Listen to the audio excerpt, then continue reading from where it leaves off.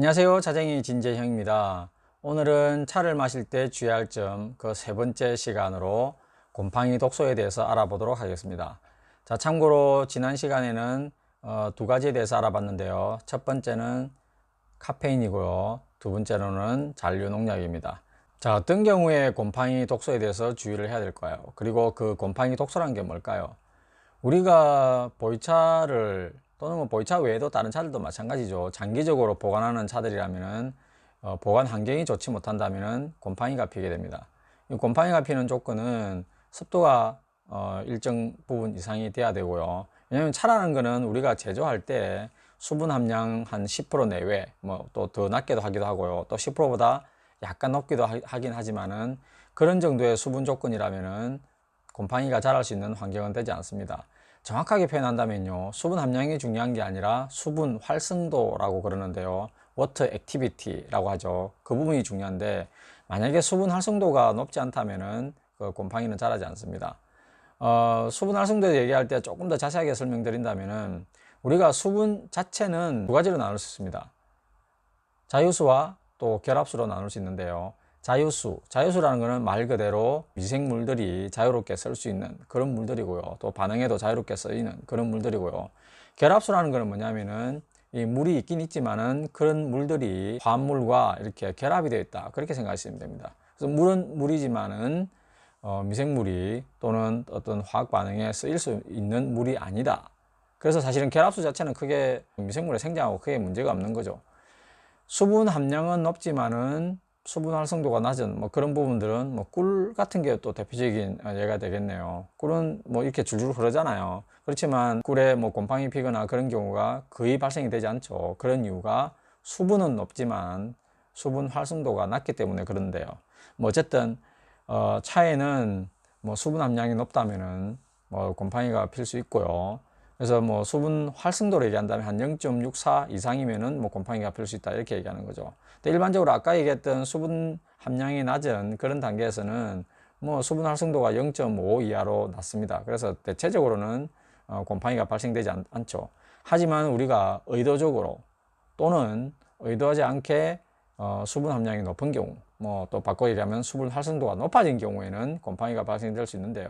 그래서 그런 부분들을 뭐 습창차 또는 뭐 입창차 이렇게 얘기하는 거죠. 제가 인터넷에서 사진을 좀 가져왔는데요. 보면은 하얗게 곰팡이가 피어 있는 그런 경우를 볼 수 있습니다. 뭐 이런 경우라면은 문제가 많죠. 뭐 저라면은 뭐 이런 식의 어떤 하얀 뭐 백상이 보인다면은 저는 당연히 먹지 않을 것인데요. 그러면 이런 부분들이 어떤 문제를 일으키느냐를 한번 보도록 하겠습니다. 그 이전에 이렇게 곰팡이가 피지 않게 보관할 수 있는 그런 조건들은 뭐냐? 아주 쉽게 표현할 수 있는 얘기가 뭐냐면은 사람이 살기 좋은 환경에 두면 좋다 이렇게 얘기합니다. 말로 표현한다면은 뭐 건조하고 서늘한 곳, 그죠? 너무 온도가 높거나 또 너무 온도가 낮은 곳이 아니라 어느 정도 뭐 서늘한 정도. 온도로 얘기한다면 아마 한 0도에서 한 30도 정도 이렇게 얘기할까요? 건조한 곳, 상대 습도로 얘기한다면 한 40에서 60% 정도 되는 거죠. 뭐 그 이상 올라가면은 느낌이 좀 이렇게 꿉꿉하다 그런 느낌이 들 거고요. 그리고 뭐 직사광선은 우리가 피해야 되고 또 통풍이 잘 되는데 그런 것이 차를 보관하기엔 좋은 조건이라고 볼 수 있습니다. 뭐 그런 조건이 우리가 집에서는 어떤 데가 있을까요? 거실도 일반적으로 뭐 괜찮고요. 또 서재가 있다면 서재가 뭐 가장 좋은 책가 이렇게 있으면서 습도도 좀 조절되는 그런 부분이 가장 좋지 않을까 생각되고요. 뭐 저 같은 경우에는 저 집에 차를 좀 많이 가지고 있기 때문에 그리고 또 환경이나 이런 부분들 저는 많이 신경을 쓰기 때문에 집안 곳곳에 저는 그 온습도계를 이렇게 비치를 해놨고요. 또 습도가 좀 높아지면은 제습기를 지금은 두 대를 제가 가지고 있는데 그 두 대를 돌려서 습도를 60% 이하로 이렇게 맞추려고 노력하고 있고요. 상해는 상대적으로 습도가 좀 높은 편이거든요. 그래서 뭐 가습을 할 이유는 별로 없고 제습을 할 이유는 상당히 많이 있습니다. 자, 만약에 습도가 높은 곳에 차를 보관했다면 곰팡이가 피었다면 우리가 표면이 이렇게 하얀 곰팡이라든가 또는 뭐 다른 색의 곰팡이가 필 수도 있는데요. 그런 곰팡이들이 눈에 보이게 되죠. 그래서 뭐 이렇게 하얗게 된 경우를 뭐 백상 이렇게 얘기하는데요. 하얗게 서리가 내린 것 같다 이렇게 얘기하는 거죠. 이런 차들은 저 개인적으로는 당연히 마시지 않습니다. 왜 그럴까요? 뭐 당연히 위험성이 많기 때문이죠. 자, 어떤 위험성이 있을까요? 제가 한번 자료를 보여드리도록 하겠습니다. 곰팡이가 핀 어떤 차를 대할 때 우리가 예상할 수 있는 또 위험한 그런 곰팡이 독소들은 크게 5가지로 나눌 수가 있습니다. 첫 번째가 사람들이 가장 잘 알고 있는 아플라톡신이라는 건데요. 아플라톡신은 땅콩에도 많고 어떤 곡류들의 곰팡이가 피었을 때 발생할 수 있는 그 곰팡이 독소 중에 하나인데요. 뭐 이런 것들은 문제가 뭐냐면은 곰팡이 자체는 쉽게 죽습니다. 이게 생물이잖아요. 단백질이잖아요. 그래서 쉽게 죽지만은 사멸시킬 수가 있지만은 이런 곰팡이 독소는 일반적으로 이렇게 사라질 수가 없습니다. 잘 사라지지가 않아요. 그리고 우리가 차를 마시는 어떤 그런 환경에서는 그대로 우러나오기는 우러나되 없어지지가 않기 때문에 우리 몸으로 그대로 들어오게 됩니다. 그런 부분들이 위험한 거죠. 자, 왜 그럴까요?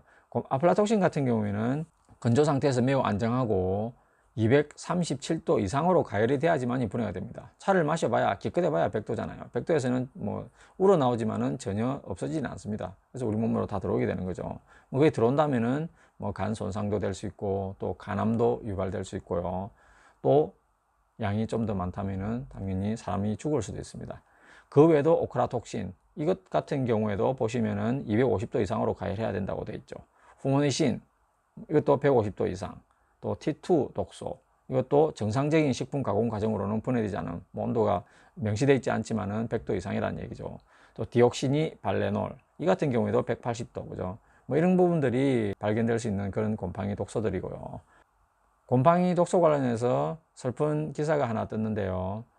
중국 북쪽에 있는 흑룡강성 그쪽에서 쏨탕쩌라는 면을 먹은 주민들 중에서 9명 중에서 7명이 사망을 했다는 그런 기사가 나왔습니다. 그래서 이거는 옥수수를 발효시켜서 만들었다고 하는데 문제는 이 옥수수가 발효되면서 거기에 피지 않아야 하는 곰팡이들이 폈고 그 곰팡이들이 애석하게도 아플라톡신을 많이 생성을 시킨 거죠. 그래서 그거를 먹고 아플라톡신은 끓여도 없어지지가 않잖아요. 그걸 먹고 중독이 돼서 많은 사람들이 사망한 그런 경우입니다. 뭐 차에서 이런 정도의 어떤 위험한 일이 발생이 될까? 사람이 죽을 정도 뭐 그런 경우는 아마 잘 들어보지는 못한 것 같아요. 하지만은 이런 아플라톡신이 있는 그런 차를 또는 있을 가능성이 있는 그런 차를 장기적으로 복용한다면은 뭐 사망까지는 아니더라도 간암이라든가 그런 부분들이 발생될 여지가 있는 거죠. 그래서 제 몸이 가장 중요하잖아요. 왜 제 몸을 마루타로 써야 되는 거죠? 그죠? 위험할 수 있는 그런 요소들은 제거를 시키는 게 가장 맞다고 생각됩니다. 만약에 뭐 노차 외에 아니면 저런 섭창차 외에 뭐 다른 좋은 차들이 없다. 뭐 그러면은 모르죠. 뭐 그러면은 뭐 한 번씩 먹어봐야 될지는 모르겠지만 그 외에도 좋은 차들은 많아요. 보이차 중에서도 고수차죠. 고수차 아니면은 또 잘 병배된 그런 차들은 맛있는 차들이 되게 많이 있습니다. 또 건창으로 두더라도 또 좀 일정 시간이 지나면은 맛있는 차들도 많고요. 그 외에도 백차 맛있죠. 또 녹차 중에서도 맛있는 거 많습니다. 홍차, 기똥찬 것들 되게 많습니다. 청차 되게 많죠. 뭐 철간음부터 또 동방민 아주 좋은 차들이 많습니다. 오래된 차를 꼭 먹어야 될 이유는 전혀 없습니다. 제가 봤을 때는 위험할 수 있는 차들은 드시지 않는 것을 저는 강력하게 권해드립니다.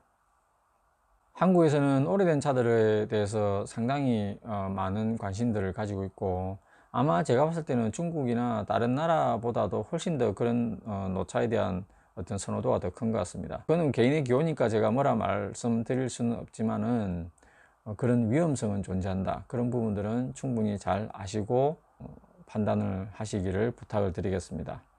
자, 여기까지 제가 3번째 시간으로 곰팡이 독소에 대해서 말씀드렸는데요. 글쎄요, 제가 그런 위험성이나 그런 부분에 대해서 객관적으로 좀 이해하기 쉽도록 잘 말씀드렸는지 모르겠습니다. 뭐 필요한 부분들은 저에게 메일 주셔도 좋고요. 또 댓글 남겨주시면 제가 성심성의껏 답변을 드리도록 하겠습니다. 제가 이런 식으로 일상 차생활에 도움이 되는 그런 정보들을 많이 드리려고 하고 있습니다. 자, 구독과 좋아요를 눌러주시면 저는 좀 더 힘을 내서 좋은 정보들을 더 많이 드릴 수 있으니까 꼭 구독과 좋아요 부탁드리겠습니다. 그리고 주변에 제 책에 대해서도 더 많은 광고와 또 지지를 부탁을 드리겠습니다. 차를 마실 때 주의할 점 네 번째 마지막 시간으로는 불소 침착증에 대해서 말씀드리도록 하겠습니다. 네, 감사합니다. 상해에서 차쟁이 진재형이었습니다.